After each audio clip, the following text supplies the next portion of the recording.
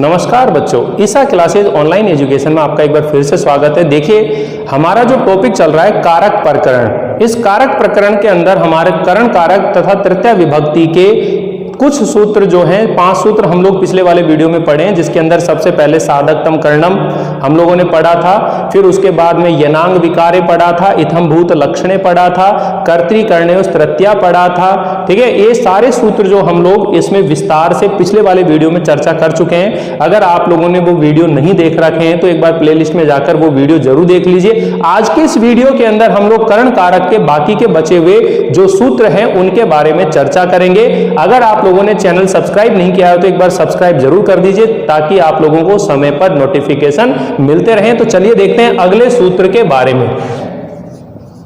प्रकृत्या आदिभ्ये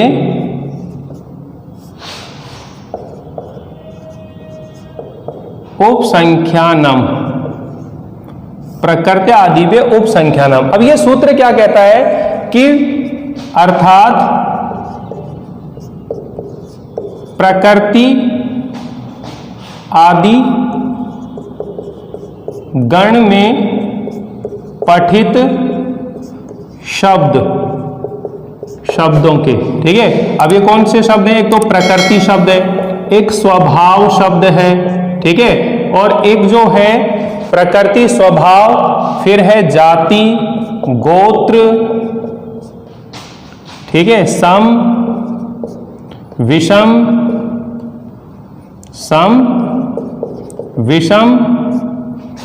इसके अलावा है आपका सुख दुख और द्विद्रोण।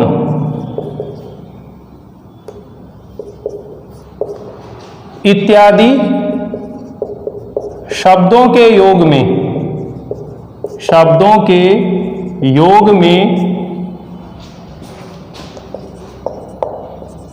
इन शब्दों में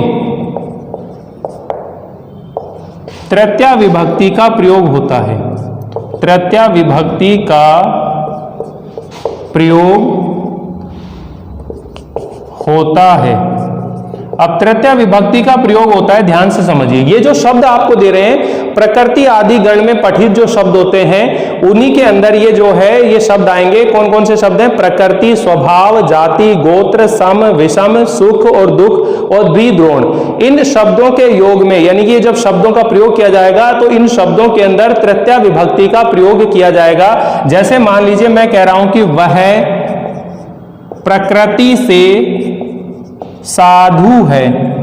अब वह प्रकृति से साधु है तो कौन है वह? ये कर्ता हो गया, तो क्या बोलेंगे? स प्रकृत्या।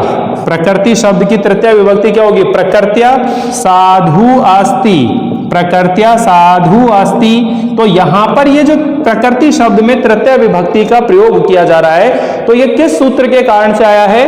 प्रकृत्या आदिभ्ये उपसंख्यानम सूत्र के योग में कौन सी विभक्ति का प्रयोग किया जाता है? तृतीया विभक्ति का प्रयोग किया जाता है। और ये कौन कौन से शब्द हैं? सारे शब्द देख लिए। अपन कह रहे हैं कि वह स्वभाव से सरल है, वह स्वभाव से सरल है, तो क्या लिखेंगे? स स्वभावेन सरलः अस्ति। वह स्वभाव से सरल है, तो स्वभाव से हो गया, ठीक है। अपन कह रहे हैं मैं जाति से ब्राह्मण हूं, मैं जाति से ब्राह्मण हूं, तो अपन क्या करेंगे? अहम जात्या ब्राह्मणे अस्मि। मैं जाति से ब्राह्मण हूं, तो मैं जाति से क्या हो गया? ब्राह्मण। तो यहां पर देखिए जात्या शब्द में, ठीक है। मैं गोत्र से, यानी कि मिश्र हूं, यानी कि मिश्र गोत्र है, तो क्या लिखेंगे? अहम गोत्रेण मिश्र है अस्मि, ठीक है। तो यहां पर देखिए गोत्रेण शब्द आ गया, तृतीय विभक्ति आ गई। तो अपन कह रहे हैं कि वह सुख से, वह सम का मतलब सीधा और विषम का मतलब होता है टेढ़ा। वह सुख से रहती है या जाती है, कैसे भी अपन बोलते हैं, तो क्या लिखेंगे? सा सुखेन वसति। अगर जाना लिखेंगे तो गच्छति। तो ये जो शब्द आ रहा है ये क्या हो जाएगा, इसमें तृतीय विभक्ति का, ठीक है। वह टेढ़ी चलती है, तो क्या हो जाएगा, सा विस्मेन चलती, विस्मेन चलती या फिर गच्छति, ठीक है। तो इस तरह से यहां पर बता देंगे। तो सुख दुख का हो गया, सम विषम, सुखेन चलती, सुखपूर्वक चलती है, दुख पूर्वक चलती है।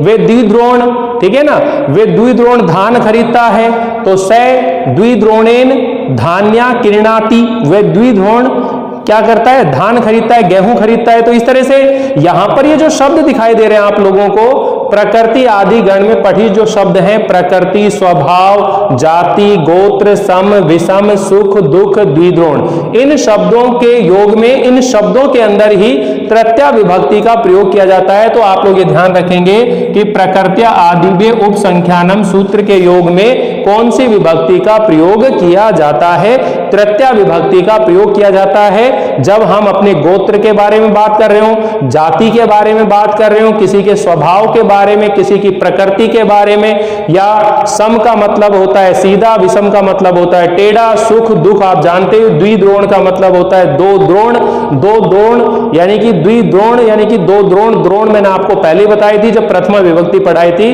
द्रोण वह पात्र होता है जिसके अंदर 10 सेर 10 किलो के बराबर किसी चीज को मापा जाता है, चावल को मापा जाता है, गेहूं को मापा जाता है। तो प्राचीन समय में ये द्रोण नामक एक लकड़ी का पात्र होता था जिसमें करीब 10 सेर जो है अनाज आता था, चाहे कोई भी चीज हम नापते थे। तो द्विद्रोण मतलब 2 द्रोण हो गया, समझ में आया। तो इस तरह से आ गया। अगला सूत्र हम और देखते हैं इसके बाद में, चलिए इसको मिटा देते हैं। देखिए अगला सूत्र जो है बच्चों वो है अपवर्गे तृतीया। अपवर्गे तृतीय सूत्र है। इसके अंदर अपवर्ग जो शब्द है, इस अपवर्ग का शाब्दिक अर्थ है, शाब्दिक अर्थ है फल प्राप्ति। क्या शब्द है, फल प्राप्ति। अब ध्यान से समझिएगा, अपवर्ग शब्द जो है इसका अर्थ क्या है, फल प्राप्ति है, ठीक है। अर्थात जब किसी वाक्य में कालवाची या फिर मार्गवाची शब्दों में निरंतरता, यानी कि मैंने एक शब्द लिखवाया था आपको अत्यंत संयोग, अत्यंत संयोग अर्थात निरंतरता, निरंतरता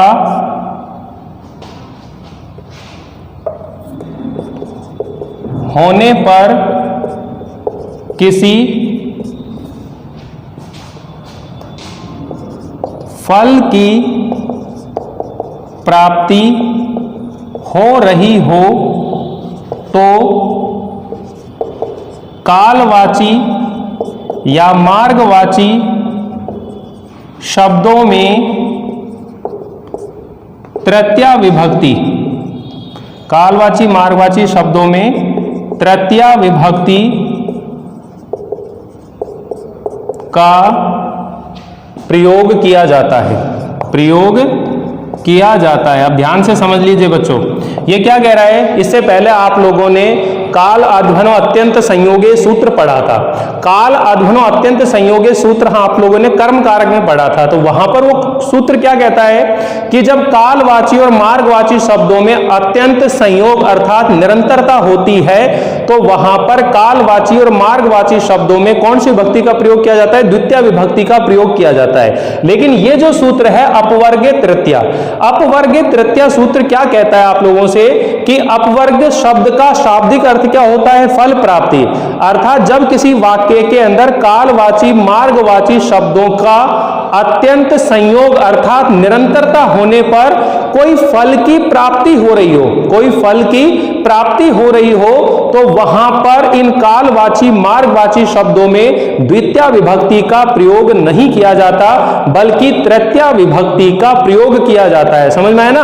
अपवर्गे तृतीया अर्थात फल प्राप्ति, जब किसी वाक्य में कालवाची मार्गवाची शब्दों में अत्यंत संयोग अर्थात निरंतरता होने पर किसी फल की प्राप्ति हो रही हो, तो वहां पर द्वितीया विभक्ति का प्रयोग नहीं किया जाता, बल्कि तृतीया विभक्ति का प्रयोग किया जाता है। अगर कालवाची मार्गवाची शब्दों में अत्यंत संयोग निरंतरता होने पर फल की प्राप्ति नहीं हो रही है, तो होगी द्वितीया विभक्ति का प्रयोग होगा। तो ये थोड़ा सा अंतर ध्यान रख लीजिए। काल अध्वनो अत्यंत संयोगे सूत्र के योग में कौन सी विभक्ति का प्रयोग किया जाता है? द्वितीय विभक्ति का प्रयोग किया जाता है।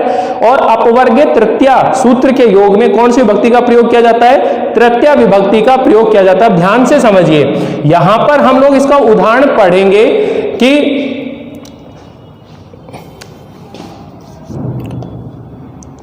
उसने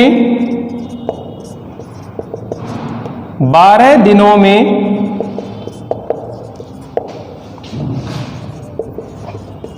व्याकरण सीख ली। अब देखो, उसने 12 दिनों में व्याकरण सीख ली, तो यहां पर देखिए उसने 12 दिनों लगातार पढ़ा, लेकिन उसने एक फल प्राप्त करा। क्या करा? व्याकरण को सीख लिया। व्याकरण को क्या कर लिया? उसने सीख लिया। तो क्या लिखेंगे? स द्वादशवी दिनई व्याकरणम अधीते।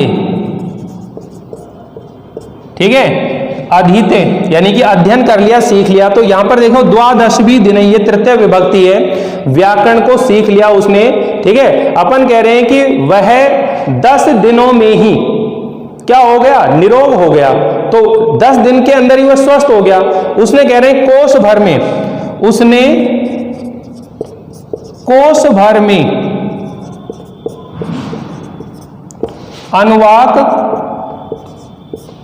सीख लिया। अब उसने कोष भर में, देखो स क्रोसेन अनुवाक्य है अधीते, यानी कि अध्ययन कर लिया। ये एक क्या हो रहा है? फल प्राप्त हो रहा है। यानी कि अपन कह रहे हैं कि भाई कोस भर नदी टेढ़ी है, तो वो रास्ता बता रहा है, मार्ग की बात कर रहा है। ठीक है ना? यानी कि कालवाची ये समय की बात कर रहा है। तो हम लोग यहां पर इतना सा अंतर कर लें कि वहां पर जब बात हो रही होगी तो वहां दूसरे तरह से होता है, केवल वहां फल की प्राप्ति नहीं हो रही, यहां पर कोई फल की प्राप्ति होगी। अपन यूं कहें कि उसने महीने भर में अपनी जो व्याकरण है वो पढ़ ली। अपन यूं कह सकते हैं वो 5 दिन में निरोगी हो गया, स्वस्थ हो गया। यानी कि एक निश्चित समय के अंदर, लगातार अपन समय की बात कर रहे हैं, और उसके बाद में उसमें क्या हो रही है? कोई फल प्राप्ति हो रही है, तो वहां पर तृतीया विभक्ति का प्रयोग किया जाएगा कालवाची और मार्गवाची शब्दों के अंदर। ये जो कालवाची और मार्गवाची शब्द हैं, इससे पहले भी सूत्र में आ चुके हैं, काल अध्वनो अत्यंत संयोगे, लेकिन वहां पर फल प्राप्ति नहीं हो रही है। जब कालवाची मार्गवाची शब्दों में निरंतरता होने पर फल की प्राप्ति होती है तो तृतीया विभक्ति, फल की प्राप्ति नहीं होती है तो द्वितीया विभक्ति का प्रयोग किया जाता है कालवाची मार्गवाची शब्दों में। तो एक बार आप लोग स्क्रीनशॉट ले लीजिए, फिर इसके अगले सूत्र के बारे में पढ़ते हैं। ठीक है, अगला सूत्र है पृथक विना नाना भी तृतीया अन्य तरस्याम। पृथक विना नाना भी तृतीया अन्य तरस्याम, ये अगला सूत्र है। पृथक विना नाना भी तृतीया अन्य तरस्याम, इस सूत्र के योग में अर्थात पृथक, ठीक है, विना और नाना शब्दों के योग में विकल्प से द्वितीया विभक्ति, ठीक है, या फिर तृतीया विभक्ति या पंचमी विभक्ति, पंचमी विभक्ति का प्रयोग किया जाता है, किया जाता है। ये तीन शब्द दिमाग में रख लेना, पृथक, बिना, नाना। इन शब्दों के योग में द्वितीय विभक्ति का भी प्रयोग किया जाता है, तृतीय विभक्ति का भी प्रयोग किया जाता है और पंचमी विभक्ति का भी प्रयोग किया जाता है। तो कुल मिलाकर ये सूत्र तीनों विभक्तियों के अंदर, द्वितीय, तृतीय और पंचमी के अंदर, पृथक, बिना, नाना, पृथक, बिना, नाना, भी, तृतीय, अन्य, तरश्याम, ये सूत्र है। अर्थात पृथक, बिना, नाना शब्दों के योग में विकल्प से द्वितीय, तृतीय या पंचमी विभक्ति का प्रयोग किया जाता है। जैसे यहां पर एक उदाहरण के माध्यम से इधर सुनेंगे कि जल के बिना, क्या कह रहे हैं, जल के बिना जीवन संभव नहीं है, जल के बिना जीवन संभव नहीं है। अब देखो ये बिना जो शब्द है, यहां से अगर लिखेंगे अपन, देखो जलम या फिर जलेन या फिर जलात, यानी कि द्वितीय, तृतीय और पंचमी। यहां पर आपने शब्द लगा दिया विना, कौन सा शब्द लगा दिया, विना, जीवनम संभव, जीवनम संभवम नास्ति, यानी कि जीवन संभव नहीं है। ठीक है, तो यहां पर जीवन संभवम नास्ति, जीवनम नास्ति ऐसे लिख सकते हैं, संभवम नास्ति, इस तरह से हम लगा सकते हैं। तो द्वितीय, तृतीय और ये पंचमी भक्ति का कह रहे हैं। अब अपन कह रहे हैं दूसरा उदाहरण समझो, देखो क्या कह रहे हैं कि ज्ञान के बिना मुक्ति नहीं है। ठीक है, ज्ञान के बिना मुक्ति नहीं है। तो यहां पर क्या लिखेंगे, देखो ज्ञानम या फिर ज्ञानेन या फिर क्या लिखेंगे, ज्ञानात, यानी कि द्वितीय क्या होती है, ज्ञानम, तृतीय क्या होती है, ज्ञानेन, पंचमी क्या होती है, ज्ञानात। ठीक है, ज्ञानात पृथक है, ये पृथक लगा दिया। ठीक है, पृथक लगा दें, या इसके अलावा अपन नाना शब्द भी लगा सकते हैं। और मुक्ति नास्ति, यानी कि मुक्ति नहीं है। तो यहां पर ये जो विभक्तियों का प्रयोग हो रहा है, ये पृथक, नाना या फिर ये जो विना शब्द है, इसके योग में तृतीय विभक्ति, द्वितीय विभक्ति और पंचमी विभक्ति का प्रयोग किया जाता है। तो आप लोगों को बहुत अच्छे समझ में आ गया होगा, पृथक, बिना, नाना, अभिस, तृतीय, अन्य, तरश्याम, इस सूत्र के योग में द्वितीय विभक्ति भी लगती है, तृतीय विभक्ति भी लगती है और पंचमी विभक्ति का भी प्रयोग किया जाता है। ये आपको यहां बगल में, यहां पर वाक्य के अंदर ये शब्द दिखाई देंगे, तो आपके माइंड में रहना चाहिए कि पृथक, विना और नाना, इन तीनों शब्दों के योग में कौन कौन सी विभक्ति लगती है, द्वितीय लगती है, तृतीय लगती है और पंचमी। तो आपसे यह भी पूछा जा सकता है, पृथक, विना, नाना, अभिस, तृतीय, अन्य, तरश्याम सूत्र के योग में कौन सी विभक्ति लगती है। तो ऑप्शन में मिल सकते हैं आपको द्वितीय, तृतीय, पंचमी या सर्वा, यानी कि सभी। तो सभी आएगा, द्वितीय भी लगती है, तृतीय भी लगती है और पंचमी भी विभक्ति का भी प्रयोग किया जाता है। तो इसका एक बार स्क्रीनशॉट ले लीजिए, फिर अगला सूत्र हम लोग पढ़ते हैं। हाँ तो बच्चों देखिए, आगे के ये जो दो सूत्र हैं इनके बारे में हम लोग पढ़ेंगे अब। तो सबसे पहले देखिए संज्ञानो अनत्रशाम कर्मणि, यानी कि ये क्या कहता है कि अर्थात, यहां लिख देता हूं मैं, अर्थात जो ज्ञा धातु है, ज्ञा का अर्थ क्या होता है, जानना, ज्ञा का अर्थ क्या होता है, जानना, ज्ञा धातु से, ज्ञा धातु से पूर्व, ज्ञा धातु से पूर्व सम उपसर्ग, सम उपसर्ग हो, सम उपसर्ग हो तो कर्म में विकल्प से द्वितीय या फिर तृतीय, द्वितीय या फिर तृतीय विभक्ति का प्रयोग किया जाता है। अब ध्यान से समझिए क्या कह रहा है ये बच्चों, कि अर्थात ज्ञा धातु का अर्थ क्या होता है, जानना, ज्ञा धातु से पूर्व सम उपसर्ग हो तो कर्म में विकल्प से, कर्म जो होगा उस वाक्य के अंदर जो कर्म होगा उस कर्म में विकल्प से द्वितीय विभक्ति का और तृतीय विभक्ति का प्रयोग किया जाता है। जैसे मान लीजिए कहें कि वह पिता को अच्छी तरह जानता है, वह पिता को अच्छी तरह जानता है। तो कौन जान रहा है, वह किसको जान रहा है, पिता को, तो ये कर्म हो गया, ये क्या हो गया।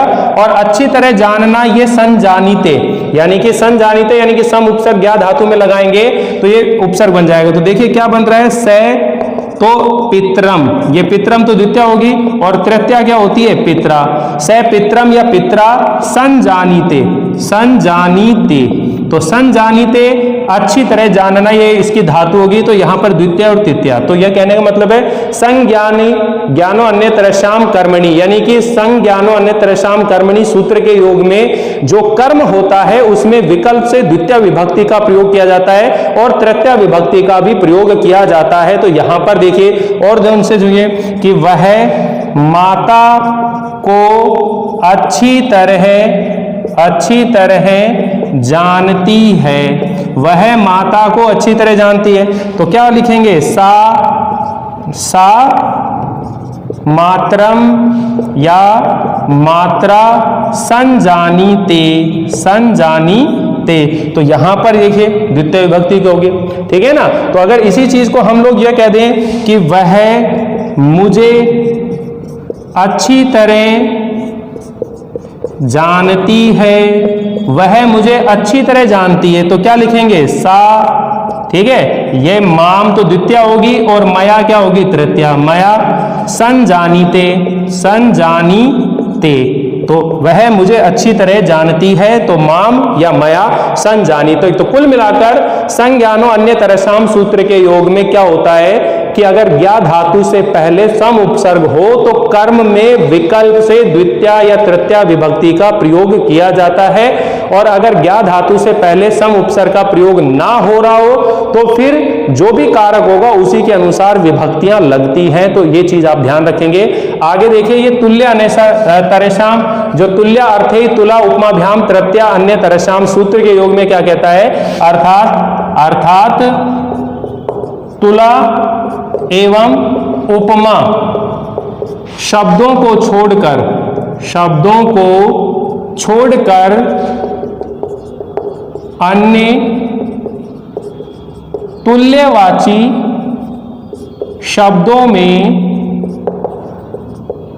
तृतीया व षष्ठी विभक्ति का प्रयोग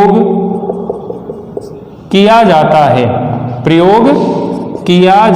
है, यानी कि तुला और उपमा दो शब्दों को छोड़ना है। तुला एवं उपमा शब्दों को छोड़कर अन्य तुल्यवाची शब्दों के अंदर या तो तृतीय विभक्ति का प्रयोग किया जाएगा, षष्ठी। अब तुल्य होता है, सम होता है, इव होता है, वत होता है और बहुत सारे शब्द होते हैं। तो जैसे अपन कह रहे हैं कि राम के समान कोई नहीं है, राम के समान कोई नहीं, अपन तुलना कर रहे हैं। तो देखो यहां पर रामेण या फिर रामस्य सम,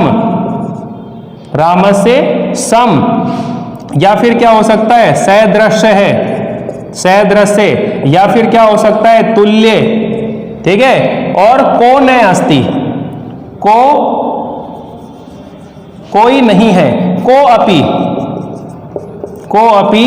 न अस्ति, कोई भी नहीं है। तो यहां पर देखिए ये तृतीय विभक्ति लग रही है और षष्ठी विभक्ति लग रही है। ये क्या कह रहा है कि तुला और उपमा शब्दों को छोड़कर अन्य तुल्यवाची जो शब्द होते हैं उसमें तृतीया या षष्ठी विभक्ति का प्रयोग किया जाता है। तो यहां पर देखो सम, सदृश, तुल्य, सरिस ऐसे जो शब्द होते हैं उनका जब प्रयोग करेंगे तो हम लोग कौन सी विभक्ति का प्रयोग करेंगे, ठीक है। अपन कह रहे हैं कि यशोदा के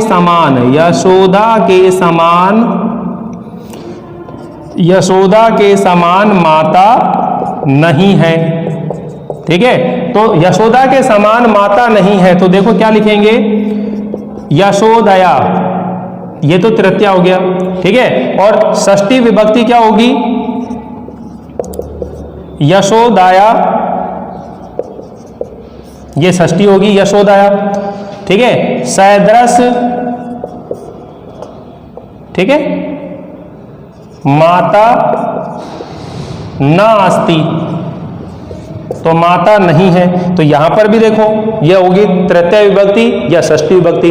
तो कुल मिलाकर तुल्य अर्थी तुला उपमाभ्याम तृतीय अन्य तरस्याम सूत्र के योग में क्या कहता है, तुला एवं उपमा शब्दों को छोड़कर अन्य तुल्यवाची शब्दों के अंदर तृतीय व षष्ठी विभक्ति का प्रयोग किया जाएगा। तो जैसे तो सम शब्द है, सदृश है, तुल्य है, ठीक है, या फिर इव है या वत है या सरिस है, ऐसे बहुत सारे शब्द होते हैं, उनके अंदर हम लोग किसका प्रयोग करेंगे, इसमें षष्ठी विभक्ति का या फिर तृतीया विभक्ति का प्रयोग करेंगे। एक बार आप लोग इसका स्क्रीनशॉट ले लीजिए। तो देखिए यहाँ पर हम लोगों ने बच्चों ये दो सूत्र पढ़े, संज्ञा अन्य तरेषाम कर्मणि तुल्य अर्थी तुला उपमाभ्याम तृतीया। तो ये सारे सूत्र जो हैं यहाँ पर आकर के कंप्लीट होते हैं। अगर आपको अभी भी कोई चीज समझ में नहीं आ रही हो तो आप मुझे व्हाट्सएप मैसेज कर सकते हो या कमेंट कर सकते हो और मुझसे जान सकते हो, बेझिझक आप मुझसे पूछ सकते हो।